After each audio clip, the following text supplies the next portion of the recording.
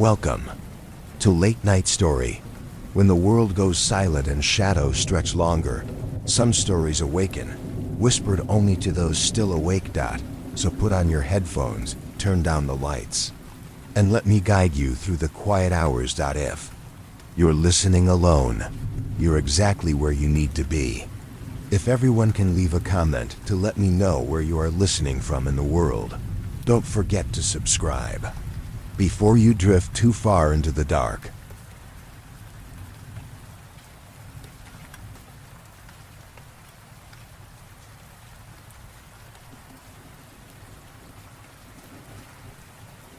Story 1. My family doesn't have a graveyard. We have a pantry. My family doesn't age like other people. My grandmother was 98 when she passed, but she looked 65, maybe younger. My great-uncle is 102 and still chops his own firewood. We've always credited it to good genes and our one sacred tradition, the renewal stew, served at every major family gathering. It was a rich, dark, savory stew that made you feel warm from the inside out, full of life. When Grandma Rose died, I was the one who inherited the old family farmhouse, tucked away in her study. I finally found it, the original handwritten recipe book, bound in cracked leather. I felt a thrill, like I was finally being let in on the secret. I opened it to the page for the renewal stew. It was mostly blank. There were no ingredients listed for the stew itself. Only 2 cryptic notes in my great-great-grandmother's spidery script. For the broth, see the cellar instructions. For the seasoning, see the attic instructions. The cellar was damp and smelled of earth. Behind a stack of old canning jars, I found a loose stone in the wall. Pulling it free revealed a dark, hidden chamber. Inside, arranged in neat rows, were a dozen large, unglazed clay pots filled with dark, peaty soil. A thick, pale, gnarled root snaked out of the soil in each pot, looking disturbingly like a human hand. A dusty journal sat on a small table. The entries, dating back to the 1800s, describe the process. When a member of our family dies, they aren't buried or cremated. They are planted. Their bodies are prepared with a special mixture of herbs and laid to rest in these pots. Over the years, the soil and the body produce a life root. This root is harvested, boiled for 3 days, and becomes a broth for the renewal stew. I felt a wave of nausea. We weren't just eating stew. We were consuming the concentrated essence of our dead ancestors. Shaking, I went to the attic. In a locked trunk, I found a collection of small, ornate silver boxes, each engraved with the name of a living family member. I found my own, my name freshly engraved. Inside each box was a small, sharp, obsidian knife. Another journal explained the final step, the seasoning. It wasn't a spice. At each gathering, every family member present must make a living contribution to the stew. A few drops of blood, a sliver of fingernail, a tear cried directly into the pot. This offering of the living is what awakens the ancestral broth. I slammed the book shut, my hands trembling. It was a grotesque, cannibalistic ritual. I vowed I would never participate. The next major gathering was for the autumn equinox. I made an excuse not to go, claiming I had the flu. I felt a sense of righteous defiance. A week later, my mother called, her voice thin and weak. "Your Aunt Carol isn't doing well," she said. "She's at a sudden decline." I drove to my aunt's house. The woman who opened the door was a stranger. She looked 80 years old, her skin thin and translucent like parchment, her hair patchy and white. But it was Aunt Carol. She was only 58. She looked at me, her eyes wide with a desperate, hungry light. "You didn't come," she rasped, her hand gripping my arm with surprising strength. Her fingernails were cracked and yellow. The stew, it wasn't strong enough. It's always weaker when someone is missing. I finally understood. We don't have good genes. We have a curse, a rapid, horrifying decay that is constantly trying to claim us. The stew isn't a fountain of youth. It's the only thing that holds the rot at bay. We aren't living long lives. We are desperately, grotesquely staving off an accelerated death. The winter solstice is next month. My mother called again yesterday. She told me my great-uncle's hands are so stiff he can no longer hold an axe. She told me she found a new gray hair, and when she plucked it, a small patch of skin came with it. Then she asked if I would be coming home for the solstice. Her voice was casual, but the question hung in the air, heavy and raw. They need me. They need my contribution. I'm looking at the small silver box with my name on it. The little black knife sits inside, cold and sharp. I have a choice. I can go participate in this stomach-churning ritual and feed the curse to keep my family looking young and vibrant while I know the horrifying truth. Or I can stay here, clean and pure, and watch them all fall apart, knowing that the same rot is flowing through my own veins, waiting for its turn.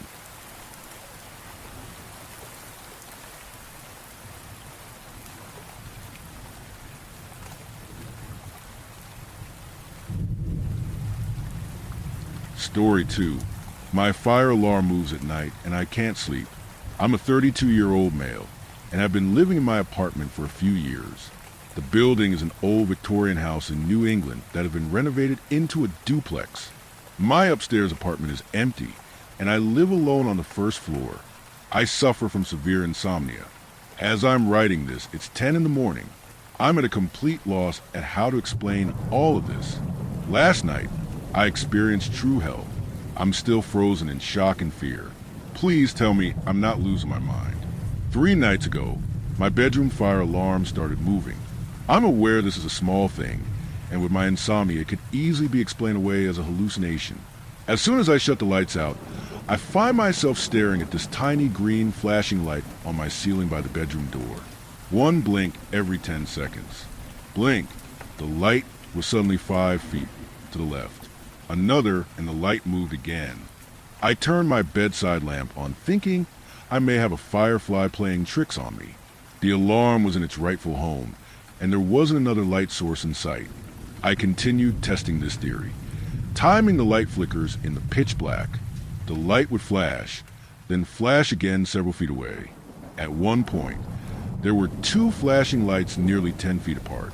As morning came, my alarm went off. I was exhausted. I inspected the fire alarm closely. It was an older model with no real visible markings. The light blinked innocently every 10 seconds, just as it should. I dragged myself to work and wrote it off as a hallucination brought on by insomnia. That afternoon after work and dinner, I passed out on my couch from exhaustion. Sleep finally came, and I woke up around 10 p.m. in a complete daze. The apartment was dark and silent as I made my way to bed. As soon as I opened the door, 2 green lights flickered brightly beneath my bed. I jumped back and turned on the bedroom light. My paranoia was getting out of hand at this point. There was nothing under my bed, and the fire alarm above the door flashed in its usual pattern. I crawled into bed, turned the light off, and tried to sleep. That's when the noise started. The alarm let off a sudden shrill beep. In my anxious, exhausted state, I quickly sat up to look at the alarm. The light was red. I knew I needed to call maintenance the next day, as I was not allowed to replace the batteries on my own. I spent the night with my ears covered by my pillow trying to ignore the shrill, intermittent beep. As I waited for the sun to rise, I began noticing a bright flash accompanying the beep. Far too bright to be from a tiny source like the alarm. I felt chills begin creeping up my back. I opened my eyes. The alarm light was gone. High up near the top of my doorway were 2 laser red dots, 6 inches apart. The lights moved slowly to the threshold of my open door, never blinking. I unfroze myself and quickly turned my lamp on. My bedroom door slammed with such force the entire room shook. My body was frozen in fear. I took a deep breath. I'm losing it, I thought. Everything was in its rightful place. The bedroom door was even slightly ajar as I had left it. I cautiously scoured the house for intruders, gripping a pocket knife until my hand was numb. Nothing at all, other than the low battery beep of my fire alarm in the background. I needed to call maintenance first thing. I laid back down and turned off the light. The red light flashed normally, and the beeping felt almost like a familiar rhythm. I was terrified, but I slept. I awoke feeling anxious. The fire alarm light was back to green, and the beeping felt had stopped. I called maintenance right away and told them I had a fire alarm acting up. The guy on the other end paused and asked if I was sure. I repeated myself, and he stayed silent for a moment before saying that they would send someone first thing the next day. My heart sank. I needed reassurance, and I don't know how I could live through another night. Work dragged on. My body ached with tension, and my eyes were ready to burst. When I finally made it home, I decided to sleep on the couch for the night. Around 9 p.m. began the worst nightmare of my entire life. As soon as the sun set in darkness, it filled my apartment. The beep came back. This time it was louder and far more shrill. I was right on the verge of sleep when I heard my bedroom door creak open in the distance. I shot awake, frantically looking for my phone to get a light. I turned to look toward my bedroom. 2 bright red lights were floating down my hallway, unblinking and seething. The beep became louder as the lights moved like eyes on a massive body, moving towards the couch. I scrambled to the floor as the beeping intensified. Frantically crawling in the pitch black, I spotted an orange glow from the kitchen. Using this light as guidance, I ran into the kitchen. What I saw shook me to my core. The room was ablaze in a tornado of fire coming from the old pantry area. The blinding heat sent me reeling back toward the front door. I glanced back to see 2 green lights floating 6 inches apart above my couch as the entire empty building was engulfed in flames. As I'm now writing this at 10 a.m., I'm outside with the fire department and police. The fire is out, and they're chatting nearby about how faulty electrical work was the culprit. I listened in as the fire chief approached the building landlord and began berating him. I froze solid when I heard what he said. In all my years, I've never seen negligence this bad. There wasn't a single fire alarm installed in the whole damn place. You're lucky the fire alone woke him up.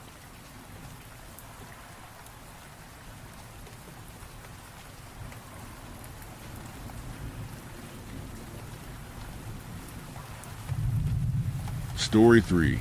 I found a second license hidden in my grandfather's fishing papers. It wasn't for lobster. When my grandfather passed, I inherited his boat and his lobster license, one of the few remaining full-timers in the region. Those things are gold around here. They get passed down, bought by big firms, or fought over in court. I wasn't planning on using it. I hadn't fished since I was a teenager, but the city wore me down, and grief is a funny way of pulling you back to the places that shaped you. So I came back. The boat was in decent shape. The traps needed work. I figured I'd give it a go for a season. Then, while sorting through his documents, I found another license, tucked behind the official one, in a crumbling envelope. Across the top, Special Authority, Class M. It looked ridiculous. Weathered parchment instead of modern laminate. A symbol like a spiral carved into a skull, scribbled beneath it in my grandfather's hand. Active. Feed it, or fight it. I thought it was a joke, until I showed it to Davy. Davy's an old-timer, been fishing since before GPS. 3 fingers missing on one hand. Drinks rum with his coffee and swears the sea is watching us. When he saw the Class M license, the color drained from his face. Where'd you get this? My grandfather's drawer. He sat down, didn't say a word for a while. Then he said, "That's not for lobster. That's for them." He didn't laugh. Not once. Just told me the license wasn't a joke. Said it was issued during the war to certain fishermen tasked with keeping the waters clean of things that weren't natural. Things that didn't belong in the ocean or anywhere. He called it the monster license. Said once you hold it, it's your job to keep watch. And if you ever see anything strange in the Blue Ridge Deep, you don't call for help. You take care of it yourself. Because if you don't, nobody will. He lifted up his fingerless hand. I came back. My brother wasn't so lucky. I didn't believe him, obviously, but I still found myself heading to Blue Ridge the next night. I told myself I was just checking traps, but I didn't drop any. I had the Class M license in my pocket. The sea was silent. Not calm, silent. No gulls. No insects. Just a slow suck of the tide. Then my sonar pinged. I hadn't seen it in years, but I knew the shape of the school, the arc of a big fish. This wasn't that. It was a massive return. Stationary. Rising. The boat shifted, gently at first. then harder, rocking side to side. Water sloshed over rails. That's when I heard it, a low groan beneath the waves, like steel twisting, like something waking up. A claw, the size of a man, slammed onto the side of the boat and tore through the railing. I fell, smashed my head against the throttle. I barely had time to crawl when it surged onto the deck. It had a long, segmented body like an insect, but with the wet, shining skin of a deep-sea creature, limbs that ended in crab-like cutters. Its head was wrong, too many eyes, all locked on me. It lunged. I grabbed a gaff hook and drove it into the thing's side. It shrieked and knocked me across the deck. I landed hard on the wheelhouse steps, felt something crack in my side. My leg was bleeding. My ribs were broken. The monster climbed toward me, slow and deliberate, like it knew it had already won. I reached for anything, a tool, a knife, a rope. My fingers closed on plastic. The flare gun. I didn't think. I aimed for the center of its chest and pulled the trigger. The flare exploded into its body with a wet, hissing pop. It let out this awful gurgling scream, crashed violently, and threw itself overboard, the deck splitting behind it. I lay there for a long time, bleeding, shaking, alone. I limped the boat back to shore as the sun rose. At the dock, I climbed off and collapsed. Someone called an ambulance. I told them it was a motor accident. They didn't ask too many questions. I spent the night in the hospital, got stitched up, cracked ribs, gash in my thigh, mild concussion. They released me the next morning. I went straight to the boatyard. My plan was to strip everything, sell the license, burn the papers, leave. But when I stepped on the deck, I saw the drawer open. The Class M license sat there, speckled with dry blood. I thought of my grandfather, of how he'd kept fishing year after year, of what might have happened to this town if he hadn't. That monster wasn't the only one. There are others, maybe worse. I looked out at the horizon, fog rolling in. Then I locked the drawer, picked up my machete, restocked the flare gun, and fueled up the boat. If no one else is going to protect these waters, I guess it's up to me.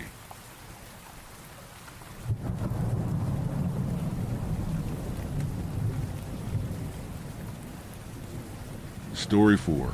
My daughter's imaginary boyfriend. I never used to believe in anything beyond what I could see.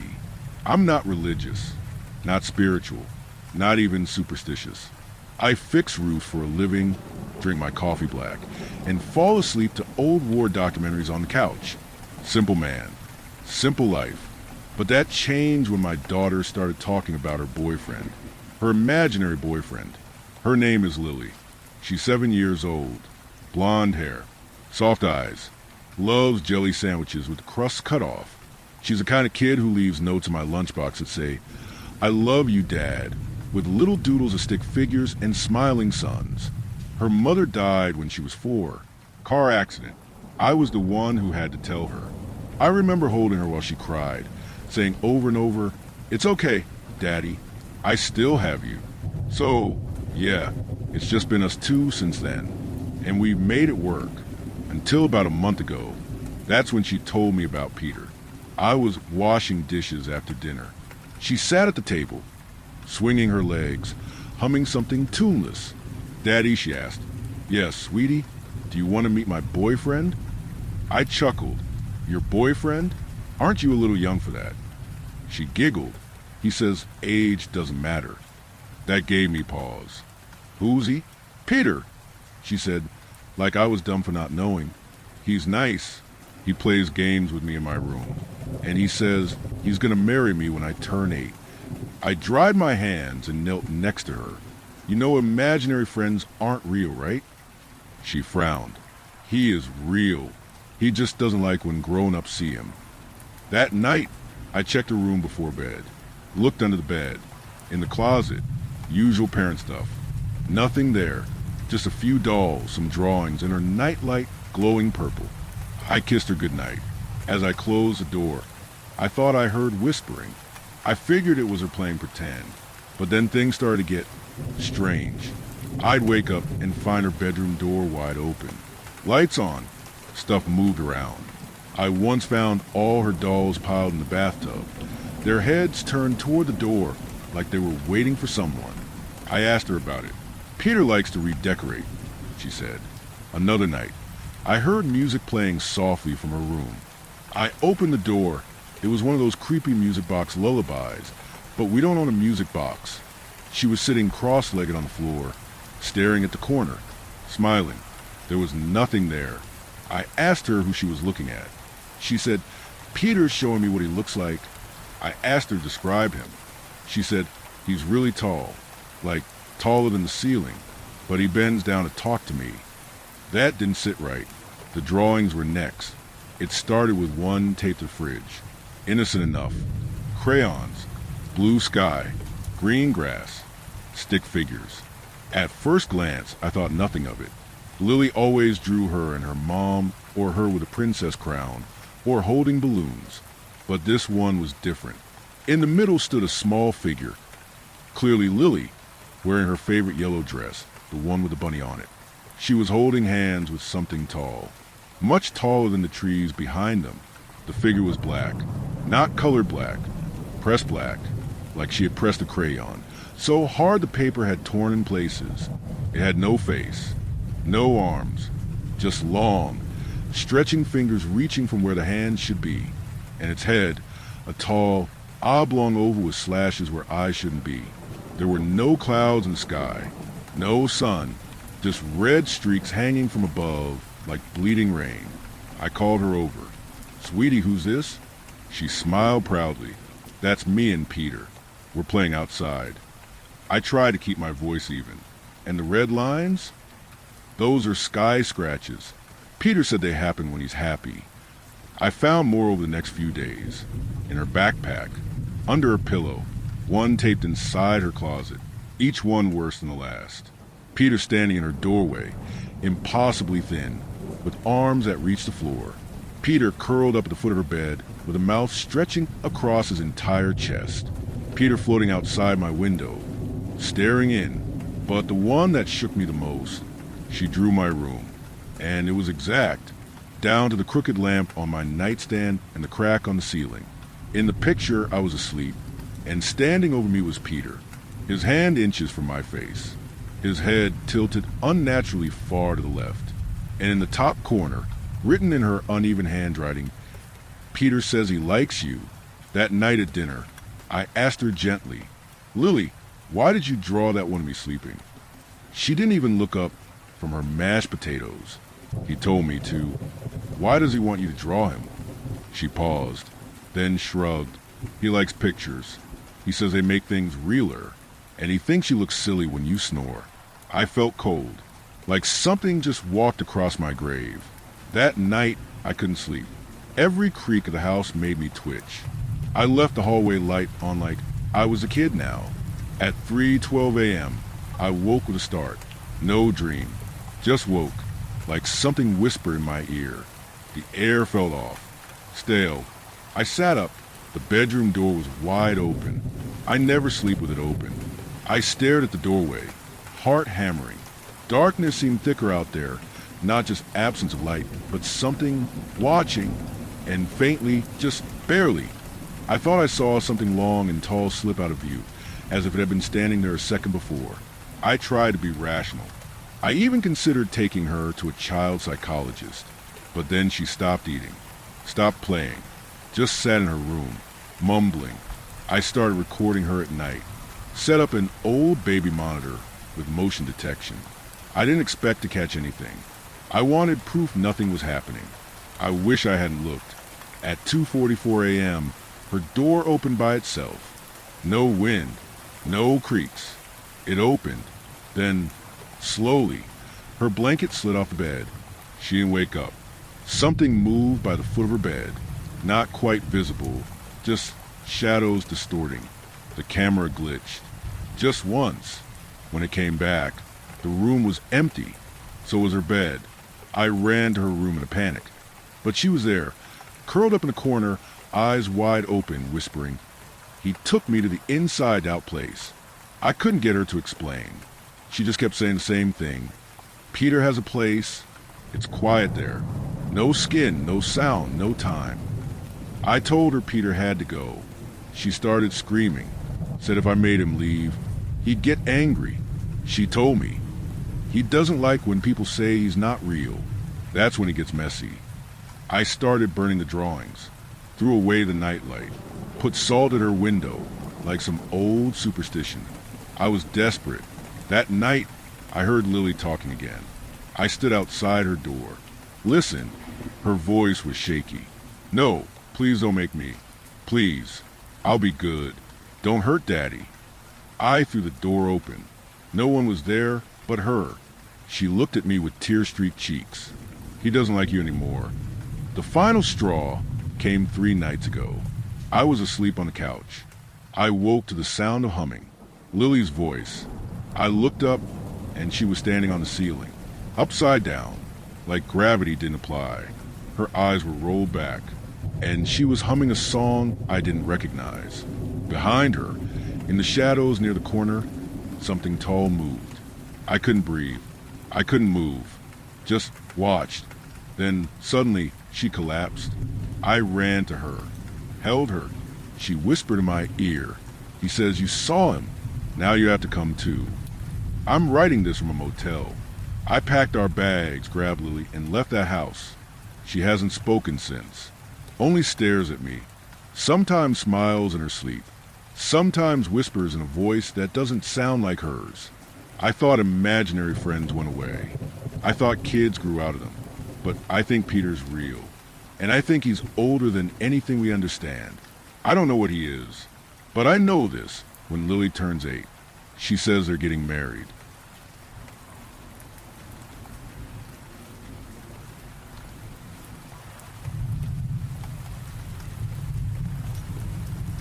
Story 5.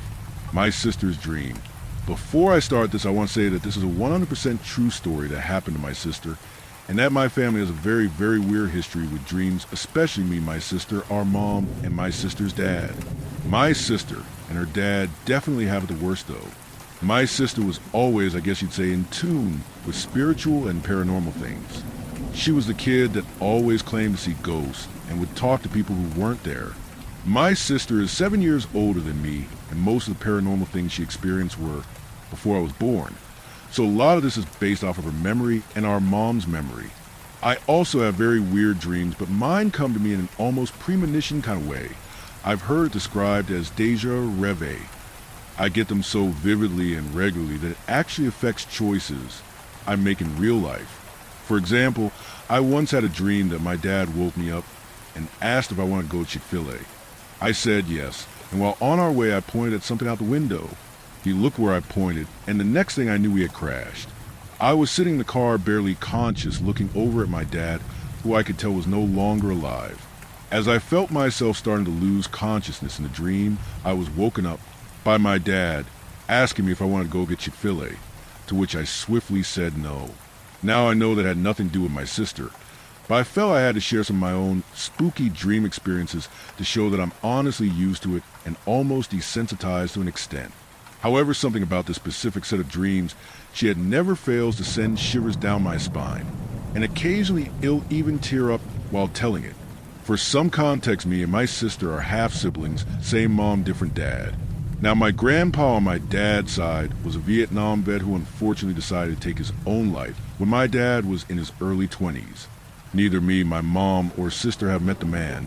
We have only seen pictures of him. My grandfather is Cajun French straight from the bayous of Louisiana and could also speak Cajun French. This is where things get really creepy. My sister only recently told me this story, but when she was younger, before I was born, she had a series of dreams about my grandpa man she never met. She told me they were like sleep paralysis dreams, where she'd be stuck in bed and my grandpa would sit on the side of the bed and talk to her. The thing is, though, he would only speak in Cajun French, so my sister could never understand him. She told me sometimes he would seem happy, sometimes sad, other times angry and would yell at her. Sometimes he was in normal clothes, sometimes in uniform. These dreams went on for a while and were pretty regularly, and from what I gathered, he seemed more sad/angry with every dream. Then finally one night, she had a dream different from the others. This time she was stuck on the ceiling in a room unfamiliar to her. She then realized it was my grandmother's bedroom, and in the middle of the room sat my grandpa with a shotgun. I don't feel like I have to go into crazy detail about what happened next, but she saw it all. It was like she was forced to see everything. The next thing she remembered was waking up screaming for my mom, who obviously ran in to comfort her. She told my mom the dream, and she said my mom's face went pale. She then told my sister to never tell my dad about that dream no matter what. When my sister asked why she couldn't, my mom told her, because my sister had that dream on the anniversary of my grandfather's death. After that, my sister never dreamed about him again.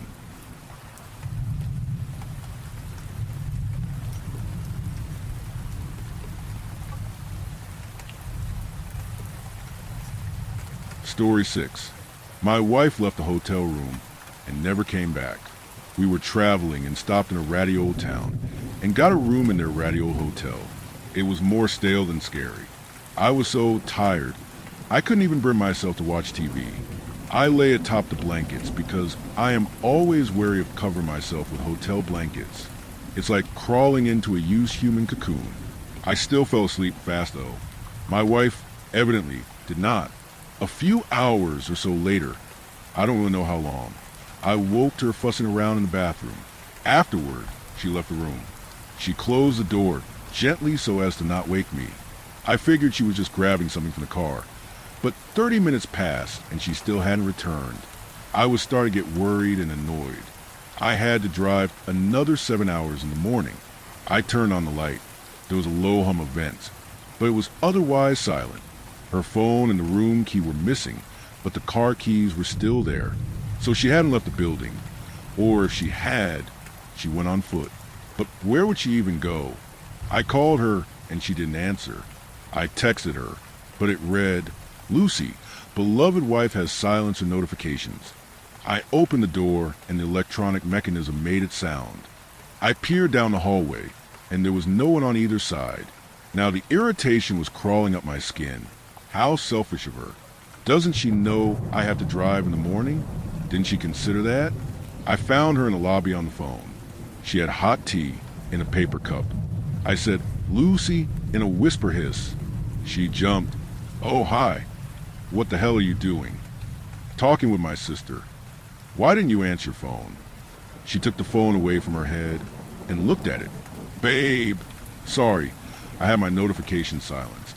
I couldn't sleep and I didn't want to wake you." "Well, you woke me. Would it have been that hard to just send me a text? What was I supposed to think?" "I thought you were asleep." "Well, I wasn't. You know I have to drive 7 hours tomorrow, right?" "Yes, babe, I'm sorry." I stormed back up into the room, turned off the light, and lay there fuming. Just go to sleep, I told myself. Just let it go. When I get all fired up, it's difficult for me to fall back asleep. Our argument continued in my head. How could she be so selfish? Now I'm going to be sleep deprived, which is dangerous. The whole ride there. 7 hours of driving without enough sleep. Could she, for once in her life, consider me? Then the door opened. She was back. She left the lights off and slipped into the bed with me. I tried to resist saying something, and I managed it for a couple of minutes. But then I said, "You know, this is kind of selfish of you, right?" "Whatever, Dave," she said. "Whatever." Wow. Then there was silence. Again, I tried to bite my tongue. I said, "You really aren't going to say anything? Not even sorry?" "I already said sorry." "No, you didn't." "Yeah, I did." "No, you didn't." "Whatever." "Well, considering how hard it is for you to just say it again, I doubt that you actually did. Maybe you can just stop being a little whiny baby about it." That wasn't something she would normally say, and it made me even angrier. She's the one throwing insults? Her, when she was the one at fault. A beat of fury was pumping in my wrists. "You got to be kidding me." I said, "I'm not being a whiny baby. I just need enough sleep so I can drive." "Do you want to drive?" "No," she said. "You'll drive me." What the fuck is wrong with you? I married a useless man who cries like a little baby when he's tired. I was so livid I was nearly speechless. Useless? I asked her, "Useless? Maybe you should reconsider that." She did. You're right, she said. You're useful sometimes at doing my bidding, like driving me tomorrow to wherever it is we're going. Pathetic, perhaps, is the better word. Now I was speechless. This wasn't like her. She continued. Do you think I actually think you're a good writer? Are you under the impression that your parents do? Somehow you're holding this dream that you'll one day be discovered, that you're deeply talented but just in the early days of your career. Please, everyone is lying to you. What the fuck is wrong with you? I turned on the light. She was already looking at me, with this terrible smile on her face. She said, I can't even get through one of your stories. They're so bad. I wonder if you'll die still convinced that you're smart and talented. It was here that I noticed her teeth. They were black. I thought it was just a lighting, but then something else wasn't quite right. Something was wrong with her skin, like it was falling from a muscle, droopy and gray. She kept on smiling. Then her right eye went wonky. It fell to the side like it was dead. She positioned it back into place with her finger. This was not my wife. When the thing realized that I knew, it started laughing hard, then got out of bed and fled. Its limbs moved wrong. I chased it out into the hallway, but it was gone. Somehow it evaporated or climbed into a ceiling vent. I ran downstairs. My wife was still in the lobby. I embraced her.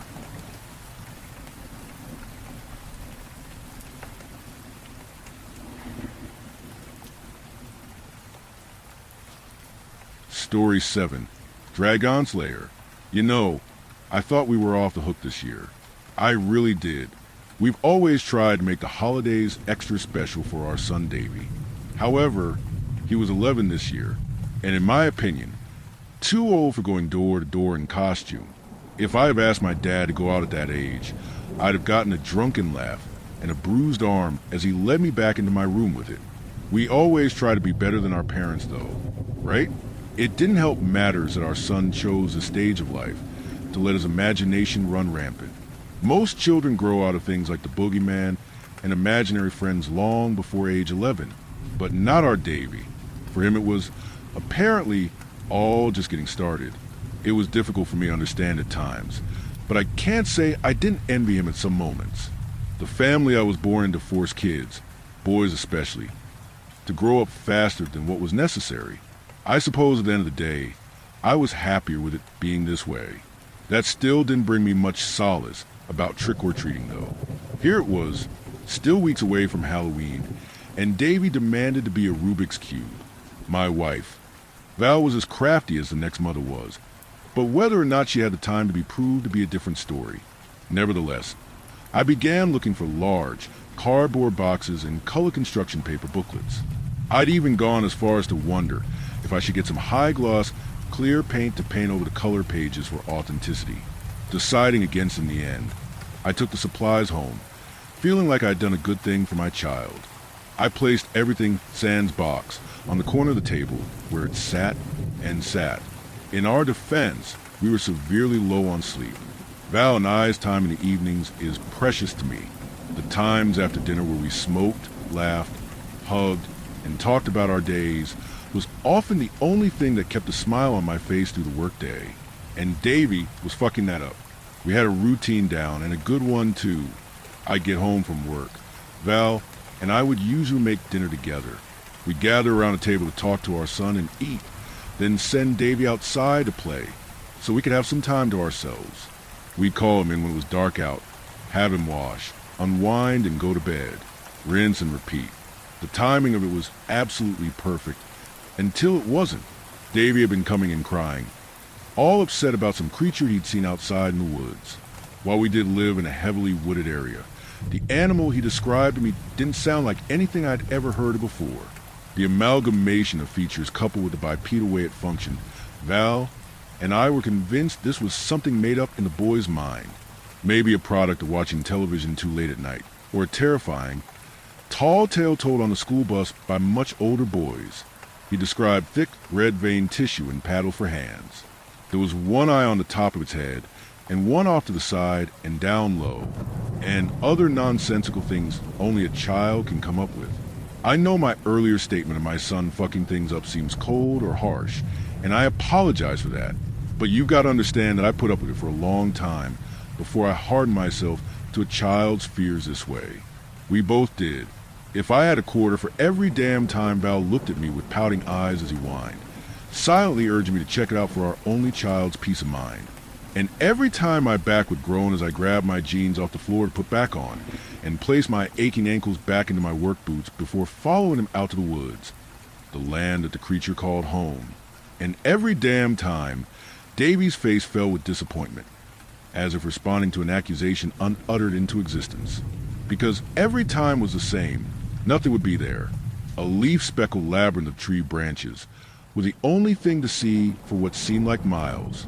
The first time, I believed him when he suggested that maybe the noise of our feet scared it off. Maybe it didn't like adults. He had said, by the fifth time, I was plain fucking done with it. He would slam our door open so many times in the middle of our evening sessions. They weren't sexual, but in many ways they were the times I held the most intimate to my soul. It would happen so many times that we would give up, only resuming long past when he was asleep in bed. And we were supposed to be. So yeah, we were tired, and things got left behind. We tried to suggest that he stay inside entirely if he was so frightened, and he cried. So we would encourage him to go out and play, hoping that that day would be the one where this phase had finally passed. And he cried. We were running out of options. So out of nothing but desperation, I tried to handle it like my old man would have with me. Val made his favorite meal, and as fate would have it, he had an especially good day at school that day. So I took advantage and took a chance. Hey, are you planning on going outside today, kiddo? I asked tentatively, leaving food in my mouth to make the question appear more casual than it was. He nodded, fear creeping into the edges of his eyes as he pushed pieces of corn around on his plate. Davy, hey, it's okay. I'm here, and I think it's time we all talk about what's bothering you. Now, this monster you call it, does he try to hurt you? He nodded, his facial features scrunching up in confusion as he did. He said he's never thrown anything at him, but he chases and tries to grab him. Well, that certainly does sound scary, sweet boy. Have you tried talking to him? Some creatures, like bears for example, will get scared if you puff up really big and yell really loud. He winced at this, stating that if anything, it's the opposite. The monster roars at him, in a voice that he can't compare to anything he's ever heard before. If he had to guess, he said it would be a cross from a hyena's cackle and a loon. Well, I'll tell you what, bud. I paused, gently placing my hand on his shoulder. You are our son, and you are loved. You don't have to be afraid of anything. But if you have trouble remembering that, there are ways you can protect yourself. Val cleared her throat to get my attention, but I shrugged it off. I figured he would rather feel empowered than scared. And with our boy's temperament, I knew he wouldn't take advantage of what he's learned to be mean to other kids. It's just like the tale in the Bible about David and Goliath, or about the knight and the dragon books you loved when you were younger. You've always loved knights. Now, are you going to live in fear of the dragon, or are you going to go out there and slay it? I, of course, meant slay as in defeat and or stand up to his personal fears. I thought it was obvious when I said it. He nodded excitedly, and Val gave a tight smile despite her disapproval. 2 evenings later, and we had been back to our evening routine without incident. We all seemed better rested, more productive, and in better moods. We tackled the Rubik's Cube as a family, with Davy gathering the colored pieces into their own piles, me taping the inside layers together, and Val gluing them to the sides of the box. The colors of sunset had begun to bleed into sky, but when he asked us in a voice that would soon deepen due to age if he could go out and play, his mother told him yes. He shuffled into his bedroom for a few minutes before we heard the slam of the screen door close behind him. So I gave my wife's as a squeeze, winking at her before dashing up the stairs like the teenager she still made me feel like inside. She followed behind soon after, and before we knew it, we were giggling into a pint of potato chips sprinkled Ben and Jerry's while trying to find something on TV. Her laughter made the time fly by, and it was longer than I'd like to admit before we acknowledged the silence in the house, indicating that Davy was still outside. I tried to remain calm. However, Val had flown past me and was already taking the stairs 2 at a time, her voice trailing softer and softer and she ran about how he'd never been late before, and that he knew he was supposed to come in as soon as it was dark outside. The screen door slammed shut just as I reached the last step, with nothing but a breathless gasp to prepare me for what I was about to see. Our son stood in the kitchen entryway, his red speckled teeth stretched in a smile of triumph that was unnaturally wide. His shirt, pants, and shoes were dotted with blood. The scent of copper consumed me as I rushed to him, assuming he had deeply injured himself. "Oh my God, Dad!" You should have seen it. My voice trembled as I asked, "Seen what, David? Are you okay?" "Oh yeah, I'm fine, guys. I did it though. I finally did it." Let me take a moment here to say that the very worst I imagined had happened was that he killed an animal. Maybe a large cat, dog, God forbid, raccoon or something. So when he said he had defeated the monster, that was the very worst place that my mind went. Val flirted with conclusions that were much more vivid. She asked me privately if there was a possibility that maybe he really did see a monster out there. Then, just as I was about to even hint at taking her seriously, she referenced a new movie about the father and daughter that killed a unicorn. If I was a teenage girl, I'd roll my eyes. Sadly, the fact was that blood came from somewhere, from something. Ultimately, we decided to tell him to get a bath and get ready for bed. Val made me promise to go out to the woods in the morning to see if I could figure out what was he had injured or most likely killed. We cleaned him up, with Val throwing his clothes in the washer immediately and me try to scrub blood and bits of gore off of our kitchen floor. Fucking kids. It was later on. Things had settled. I had turned the TV back on, while Val fussed over Davy in his bedroom, getting his clothes ready for the next day and tucking him in a way that respected his preteen years. It took me a few moments to realize that the knocking I was hearing wasn't from the show I was watching, but from our own front door. Fuck, I thought to myself, knowing I'd have to get redressed for the second or third time really. That day, after taking care of that, I yelled to my wife that I'd answer the door as I descended the stairs. A pale-faced man loomed on my doorstep, followed by a wiry woman with red-rimmed eyes. Their son had snuck out of the house earlier and hadn't come home that night. Their overall tone didn't seem to match the situation at all. I mean, Val and I had experienced the same thing earlier, albeit to a lesser degree. While the man's face seemed grim, the woman was becoming downright hysterical. I told her that I hadn't seen any other child around besides my own, and that I was under the impression that there were no other kids around where they lived, and was happy to be proven wrong. My mind began to race with possibilities of sending Davy off to playdates, and even better, sleepovers when a mother's shrill voice rang out. She said that we didn't understand, pleading with me to give her answers I thought I didn't have. The woman continued, saying that her son was disabled and had taken a liking to being outdoors for the first time in years. He was homeschooled, and they tried to keep him inside and in their yard only, close to where they could see and monitor him. Val put a sympathetic hand on her arm, asking what her little boy looked like, in hopes of helping canvass the area, which prompted the mother to break out in fresh tears. The man next to her, the father I assume, pulled a picture out of his pocket, hesitating before handing it to us. His tone became even more solemn when he explained that the child was a victim of a vicious animal attack as a toddler and had to endure countless reconstructive surgeries. His voice quavered as he explained that they weren't able to save his ears or tongue. Mentally, he is all the same as any other growing child, but his physical disabilities were vast, and other children were always put off by his appearance. Val asked if they wanted to stay with us while we called the police, but they declined, saying that they were going to look a little more first. They promised to let us know if they heard anything, and we promised to do the same. I hadn't realized Val was still holding the child's picture until they had long left the driveway. It was that exact moment that Davy decided to come downstairs to see what all the commotion was. We told him not to worry about it and tried to send him back to bed. He leaned in to hug his mother and froze, his eyes trained on the picture, and then he murmured two words that would change our lives forever. He pointed to the picture and with a gasp said, "The monster."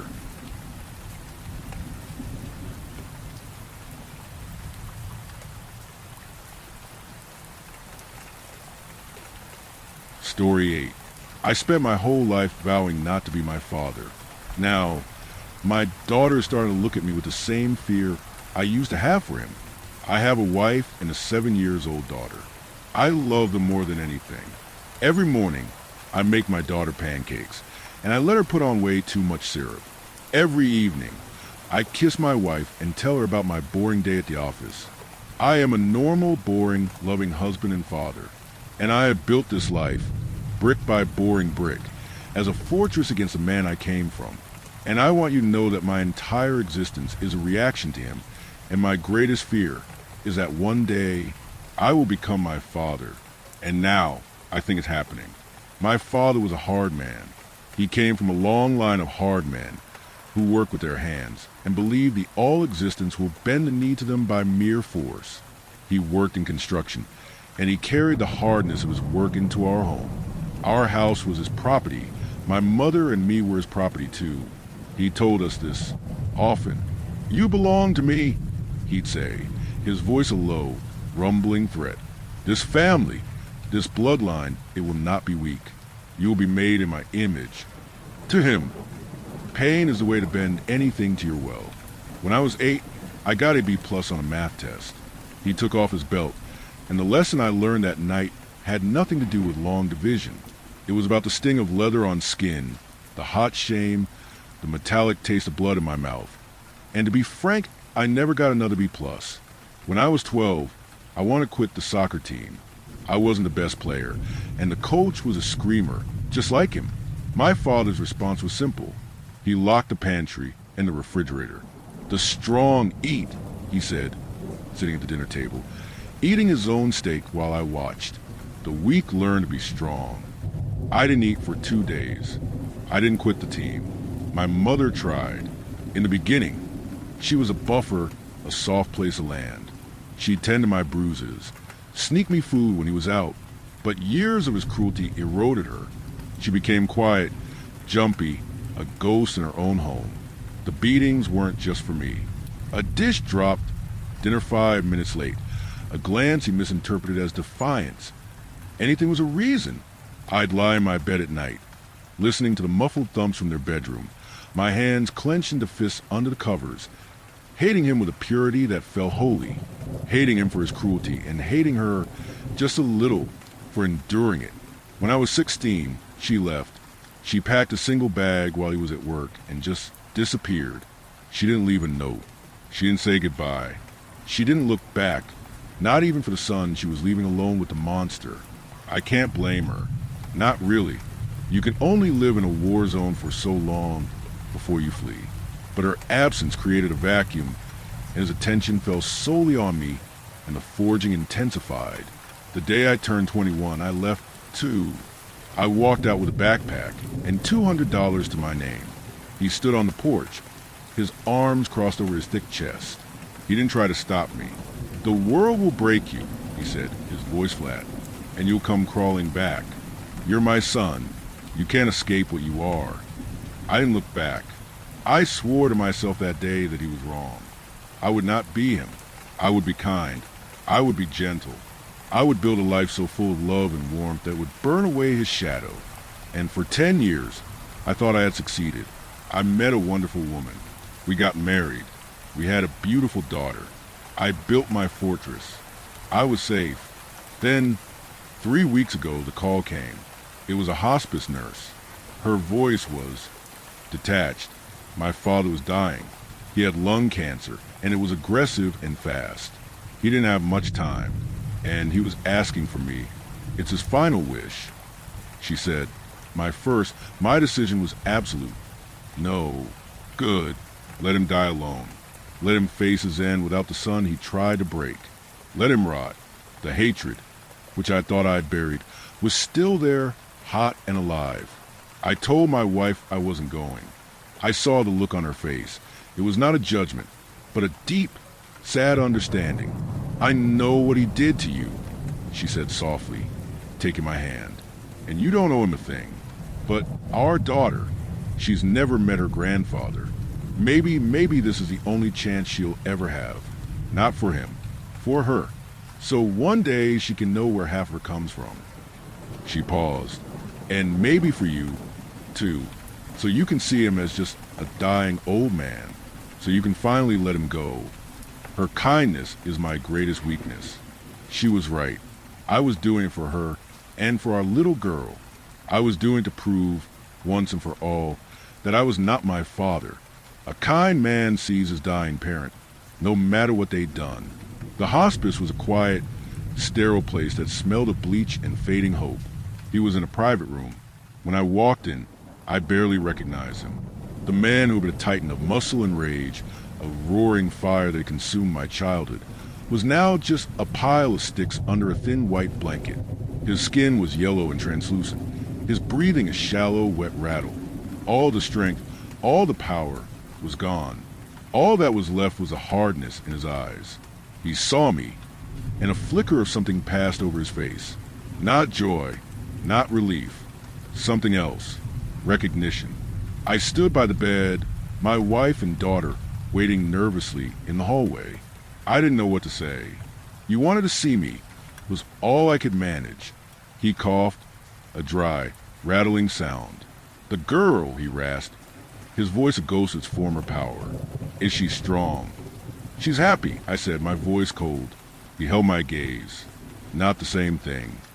He was quiet for a long time, his eyes searching my face. Then he said the words I never thought I'd hear. "I'm sorry." The words hung in the air, heavy and strange. I waited for the excuses, for the justifications. They didn't come. "I'm sorry," he repeated, his voice barely a whisper, "for what I did, and for what will happen." "What does that mean?" I asked, a strange now dread tightening in my stomach. "What's going to happen?"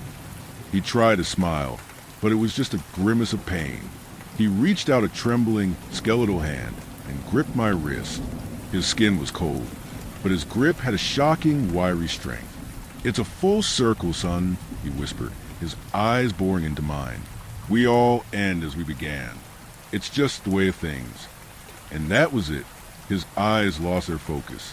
The hand gripping my wrist went limp. He made a long, final rattle from his chest, and then he was still. He was gone. The funeral was a small, awkward affair.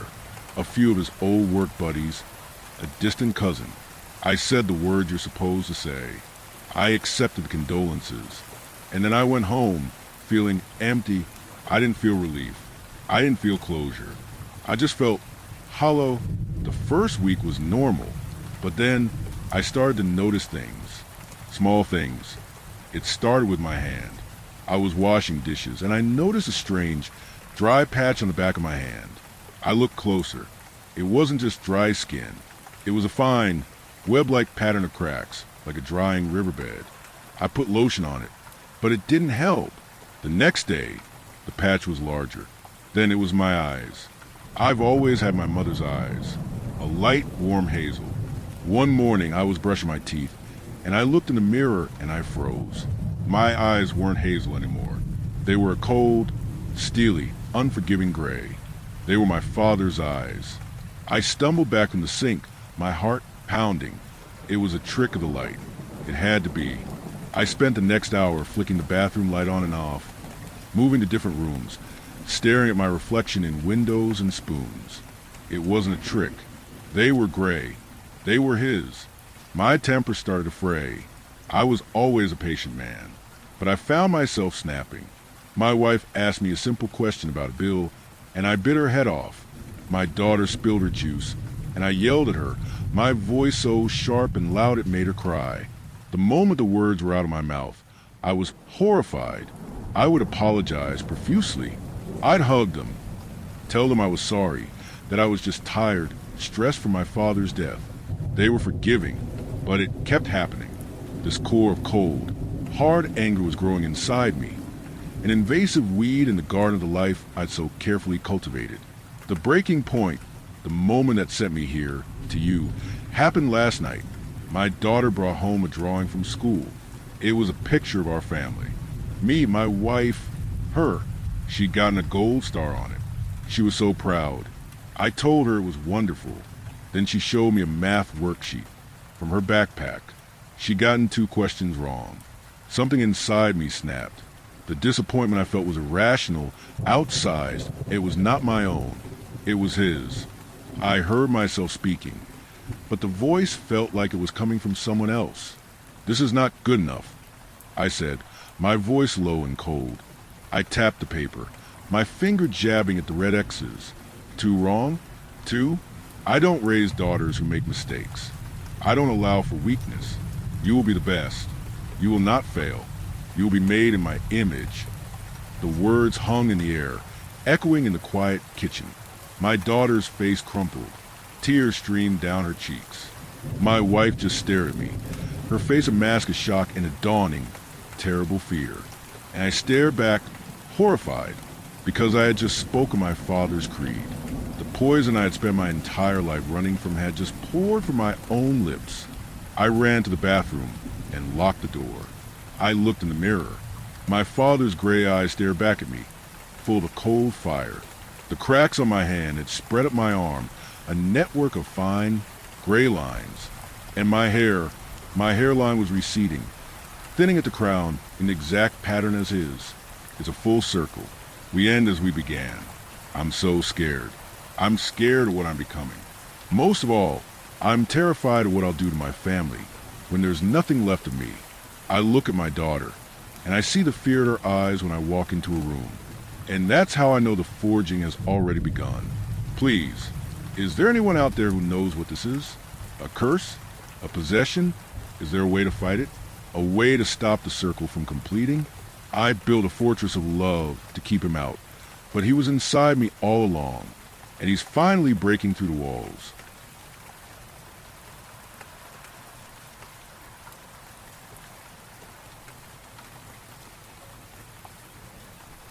Story 9, Where the Rain Falls. I never had a voice. People said I was broken, but Mama always told me, some hearts speak louder in silence. I think that's why she understood me. She never needed words to know when I was scared, or when I missed her just by looking at my shoes too long. But then she left, just like the others, only quieter.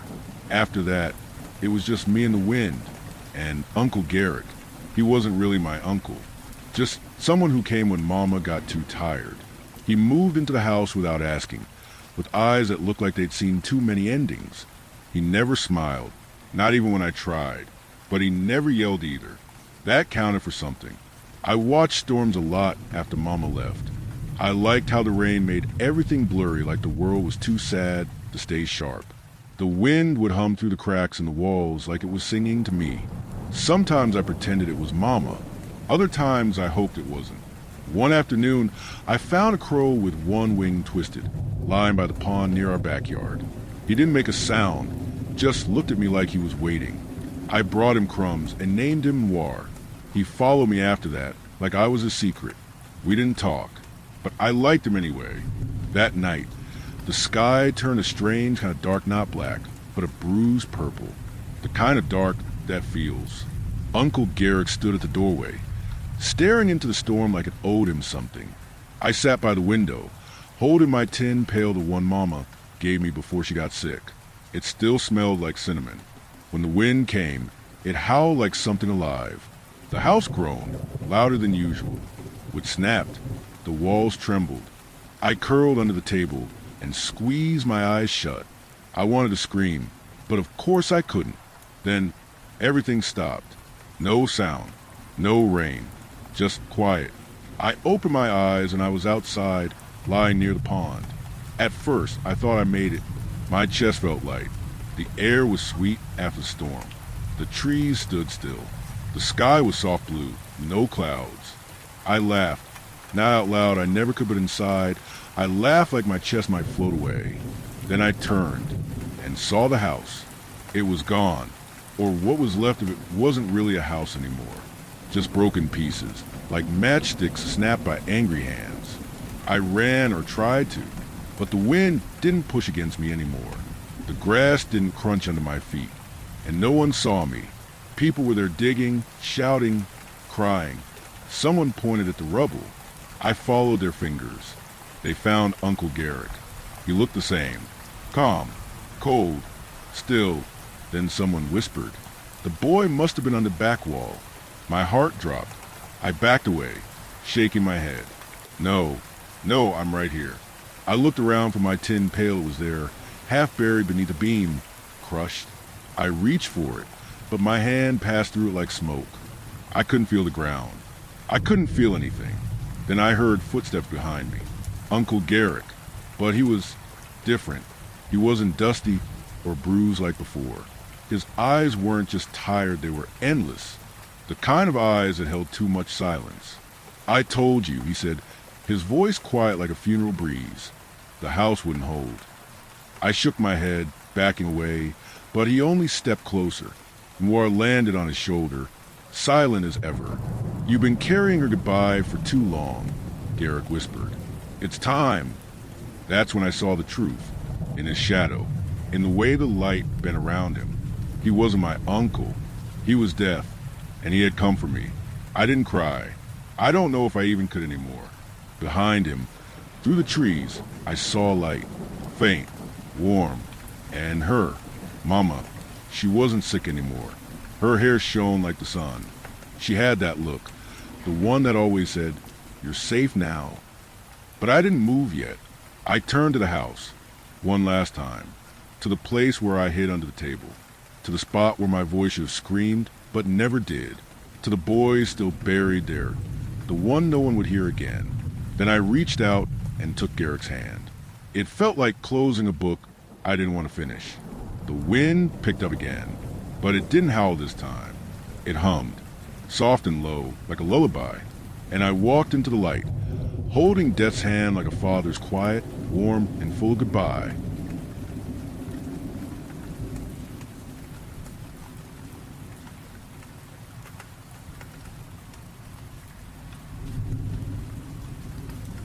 Story 10.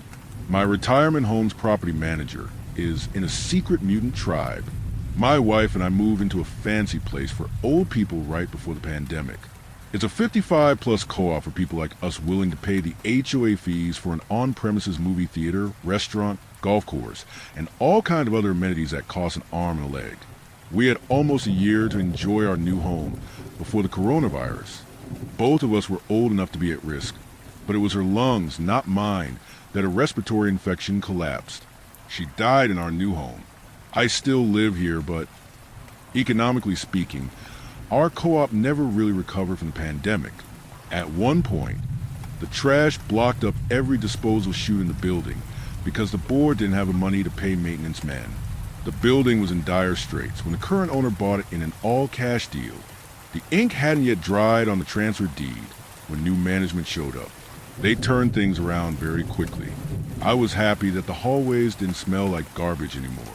The golf simulator, pool, and sauna in my building all reopened, too. But I did not care for the new property manager, Chance. He had oily, slick-back hair like guys who chew toothpicks and live off the usury of payday loans. He wore a black wool suit, even when it was summer. The diffuse scent of carrion and oiled leather followed him wherever he went. One day he asked me if I could meet him in his office to discuss an opportunity. In my experience, people who offer opportunities are looking for one themselves, and I was too old to pull up someone else's bootstraps for them. But after further reflection, I agreed to meet him. I was a retiree in a failing building and had no plausible excuse not to go. Please, sit, Chance said. Do you mind if I call you Irvin? It's my name, I said, sitting across from him. There was a very large vacuum resealable bag of edible insects sitting on his desk. I'd never seen anyone eat bugs unless it was on television for a prize. He saw me eyeing up the bag. Do you want to try some? I said, you know, I try not to eat anything that crawls. Not even crabs? I frowned. How can I help you, Chance? Right down to business. He dusted the dried insects, seasoning off his fingers. It smelled like fish food.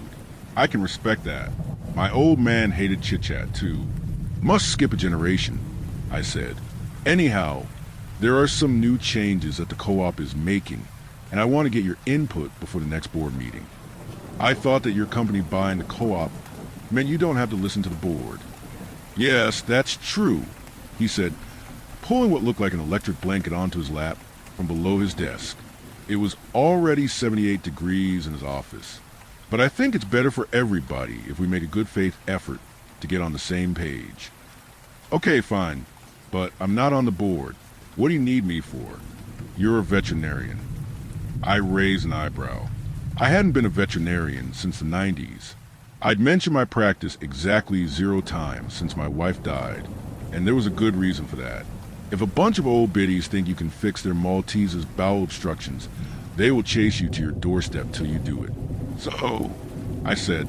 Chance opened his laptop, and something on screen broadened his smile. Did you write yearly variations in the ovarian cycle of the lizard Varanus comodoensis? He turned his laptop screen toward me, so I could see. It was a PDF of the article I wrote for the 1975 journal Herpetology. I was astonished. And, frankly, because all old men are lonely and desperate for someone to praise their past deeds, somewhat flattered. Where'd you find that?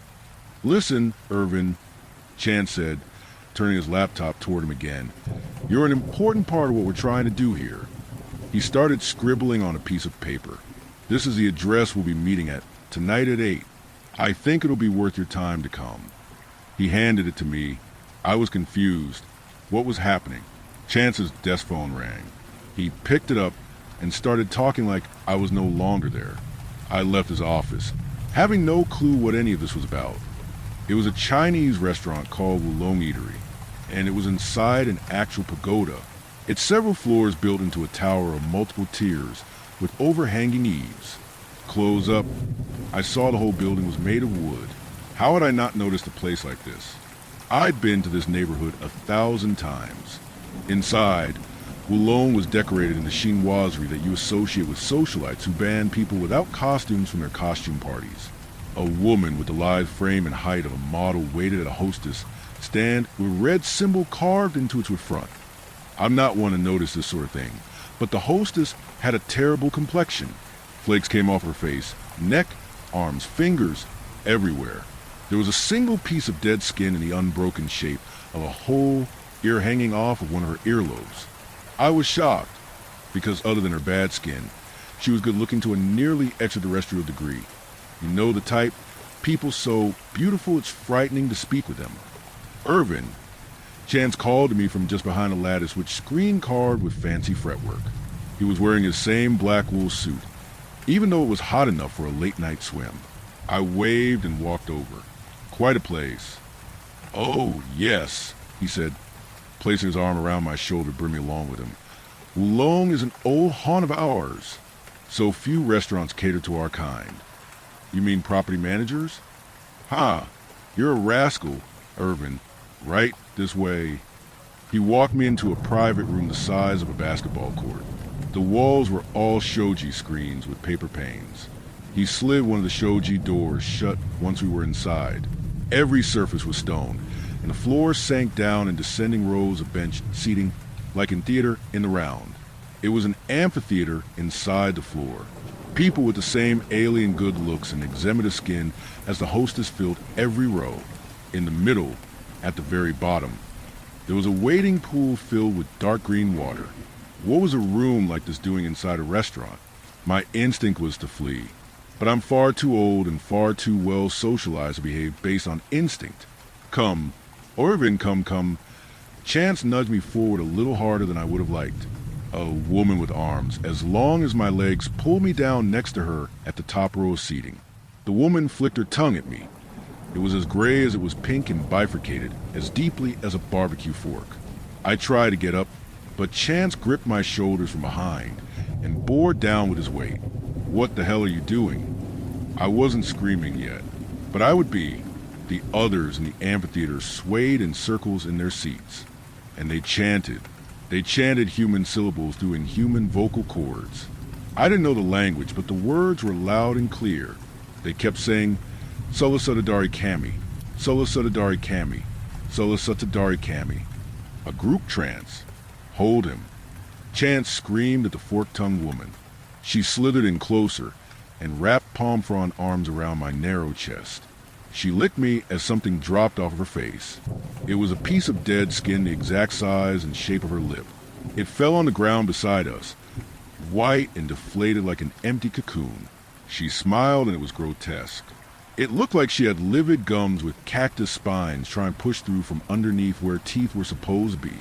She leaned closer. She whispered in my ear, "I've been laying my eggs asexually. All the boys die when they hatch. If we mate, then I can have a girl. She will live. I want him."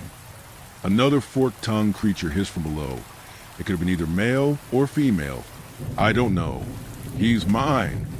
A female screamed from a few tiers further down. A very large male rushed me like a defensive end, trying to sack a quarterback. His skin was scaled. His head was the shape of a brick, and his forked tongue was twice as long as the first female's. He pushed her aside. He held me down. His hand swiped across my abdomen. I felt a sharp sting. I saw 5 parallel slash marks, seeping red through my button-down shirt. I started screaming. Chance! Chance! I couldn't think of who else to scream for. At least he was someone I knew. More of the creatures shook themselves out of their trance. Their bodies gyrated, limbs bashing the stone surfaces, their arms and legs spasming, a bizarre copulatory dance. Their rhythm was as discomposing as physical violence. The male wasn't in control of himself. If he ever had been, he slashed me with his claw 2 more times. I saw my blood pouring out of me. Oh my God! Chance! Please, anyone, someone help me. The male licked my face as he mauled me. 3 females tore at my body, trying to get me away from him. No, no. It hurts. Please, please. I was being removed from consciousness by blood loss. One of the females pulled me with her gummy, spiny teeth. She didn't free me from the frenzied male, but bit off 2 of my fingers. Blood sprayed. The entranced group seemed to smell my blood. The copper penny scent snapped them out of reverie. Enough! The voice was a crocodilian bellow and an aged woman's rasp. My assailants scudded away. The creatures who'd been bobbing and chanting suddenly sat frozen in their seats. My belly was sore, wet, and warm. There were many deep gashes. The blood from my missing fingers didn't gush as hard as when they'd been bitten off. I looked toward the voice. In the waiting pool, the surface clouded over with steam. I saw a body break through. Saw a triangular head on an overlong neck between steep sloping shoulders. Chance was next to me now, roughly shoving my 3 attackers away and hissing at them. The 3 cowered before him. Chance was naked, though what lay between his legs was a reptile hemipene and not a human penis. The creature stepped up from the waiting pool's mist. When I saw her, I almost felt relief, because though her body had the squat limbs and elongated body of a lizard, she stood up on 2 legs. Her flesh was the peach blonde pink of human flesh, and her silver hair was in fact silver human hair.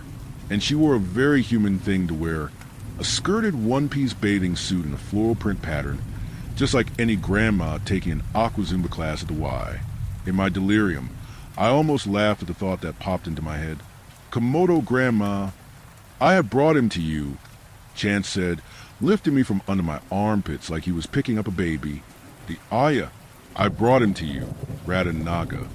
Komodo Grandma sucked through her teeth in disapproval. "For all the good it does me. The children have got at him.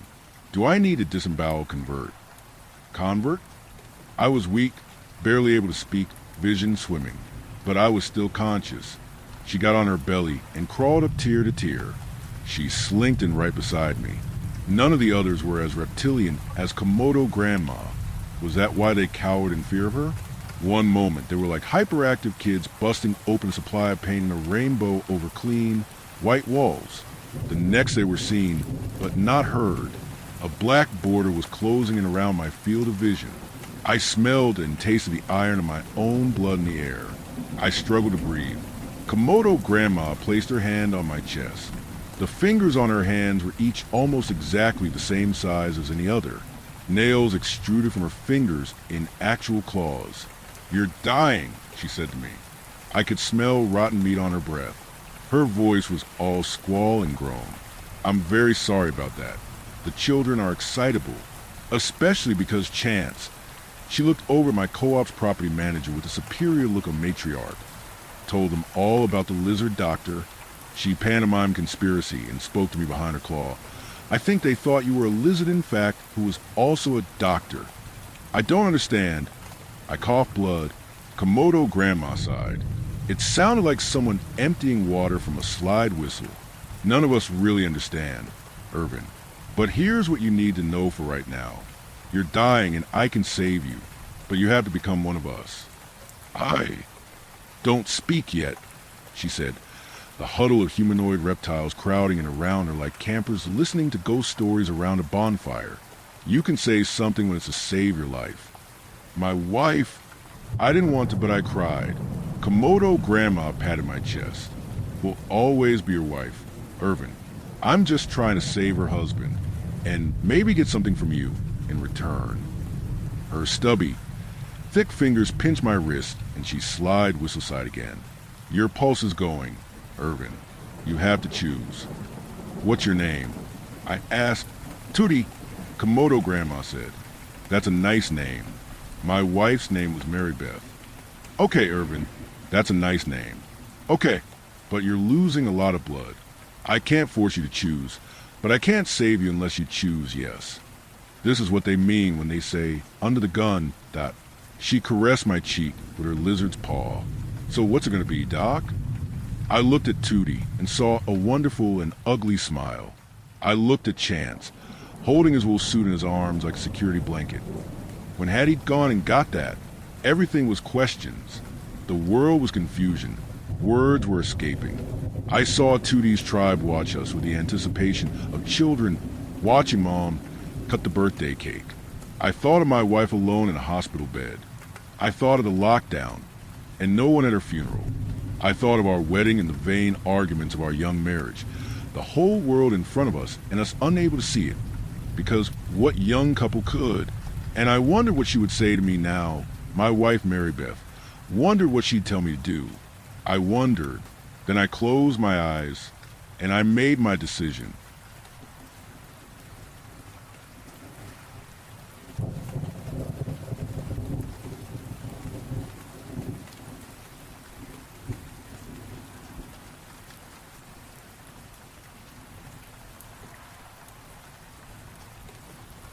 Story 11.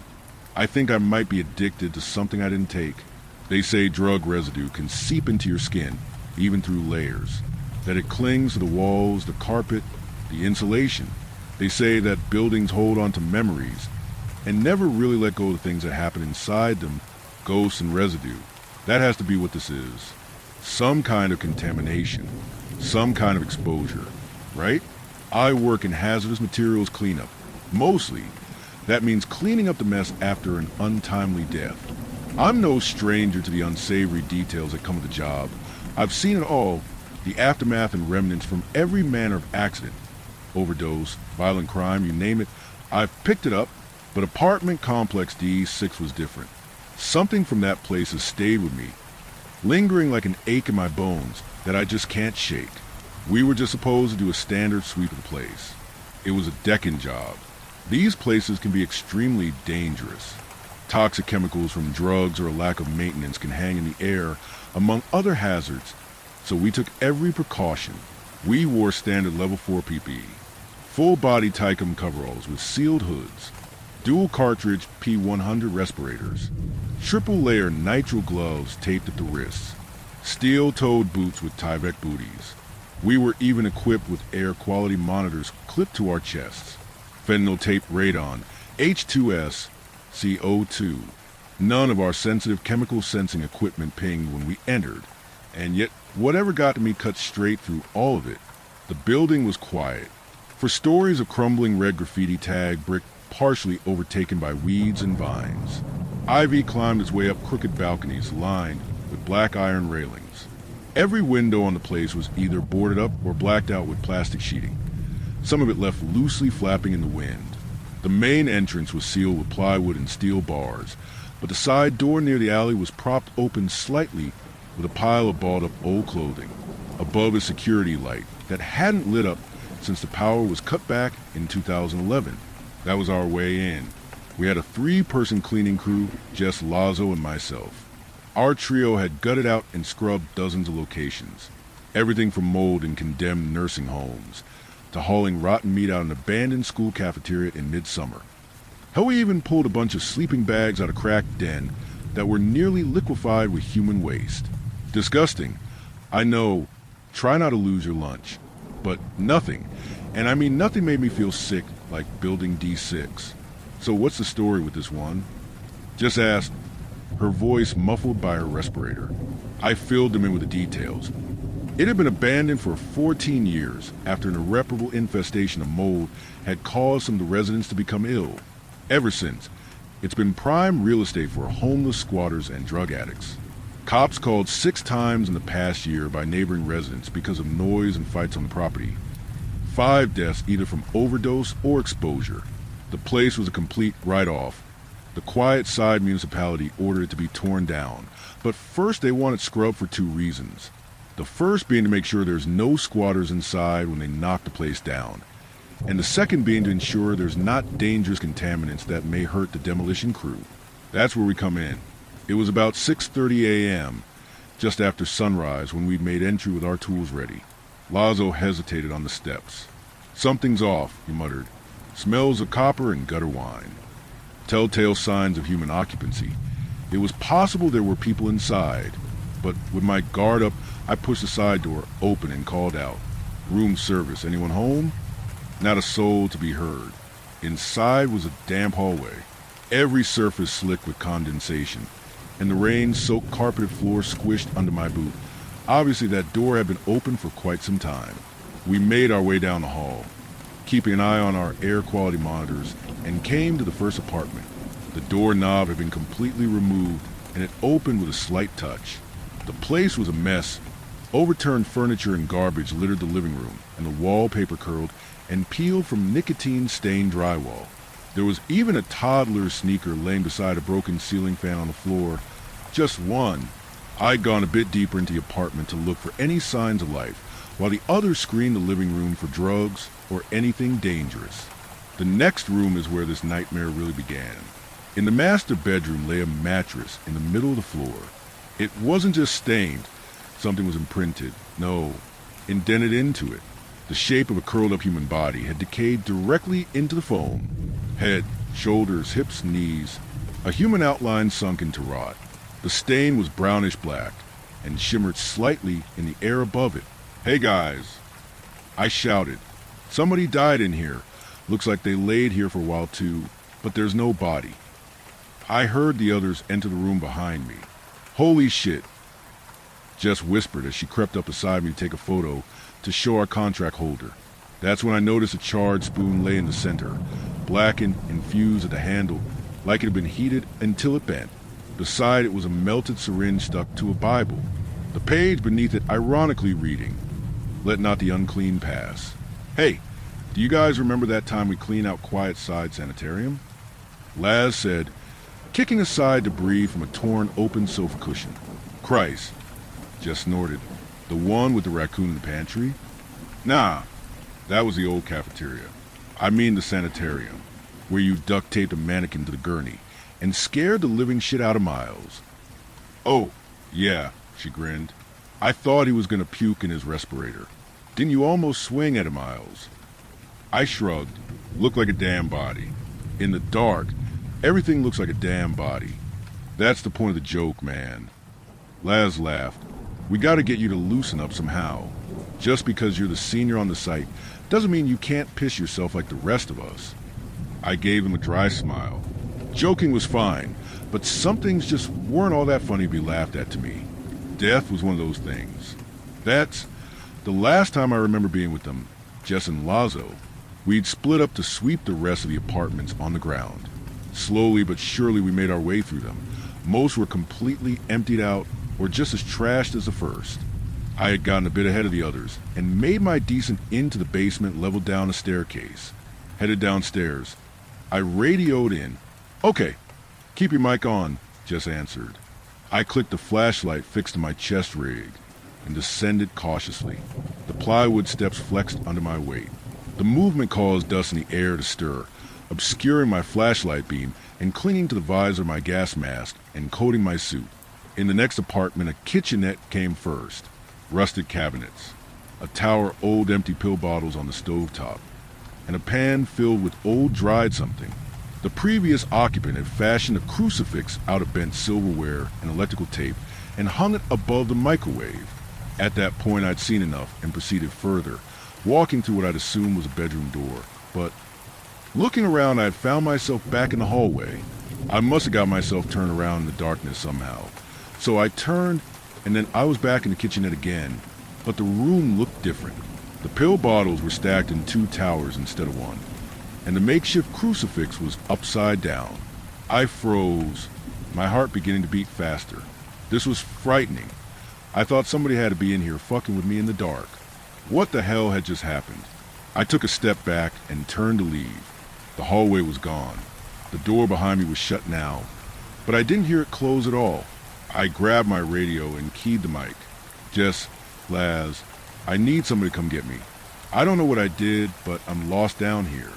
I think there's somebody down here. No response. Static, then a faint response. We're here. We're here. I asked. I'm in the basement. The radio went silent, then a moment later, inside you. My hands trembled and my mind raced. This was not the time or place for a prank. I tore the mic off my chest and backed away. But there was nowhere to go. The space had shifted again. Every surface begun to curve slightly like the room was a lens focusing inward.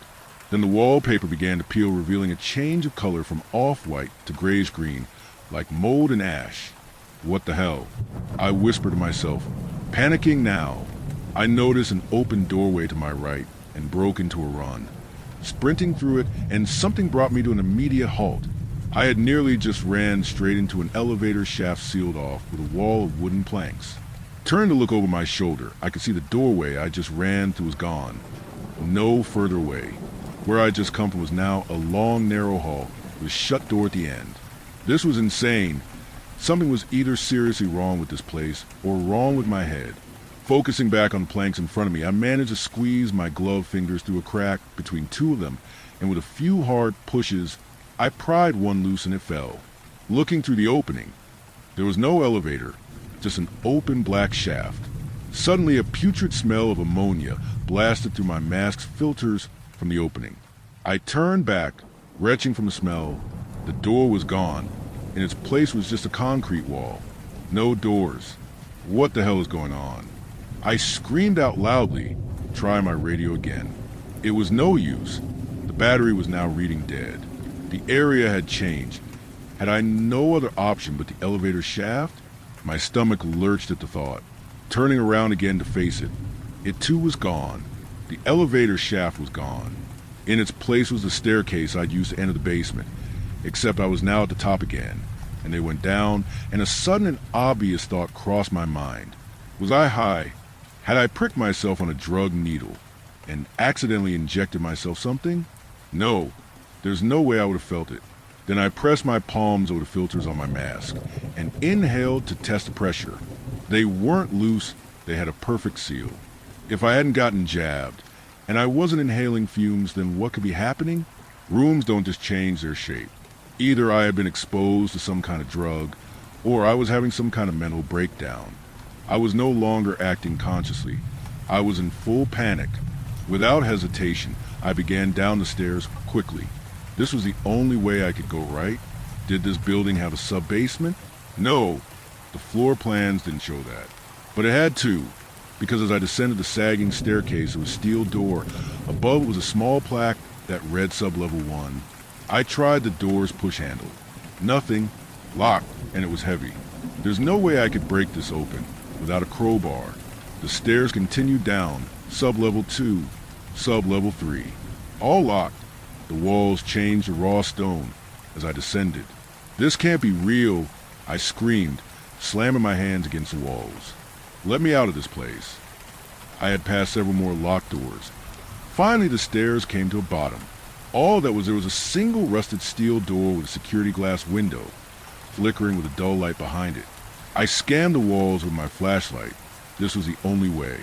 Some kind of symbol I didn't recognize was etched into the top of the door. It looked ominous, carved into the rust. That's when I caught my reflection in the glass panel on the door as I attempted to peer through it to get a look at the other side. My pupils were blown, completely dilated, my skin pale. A sudden loud beep beep startled me. It was my air quality monitor spiking on my chest rig. The screen was flashing red and illuminating the space around me. Heart rate, 160. Oxygen plummeting. Oddly, it wasn't detecting any known toxins. Given what I was experiencing, I'd expect that some airborne toxin would be present. It wasn't. But the oxygen was very thin here. This environment was lethal and could clearly kill me if I didn't keep moving. So I placed my hand on the push handle and gave a strong shove.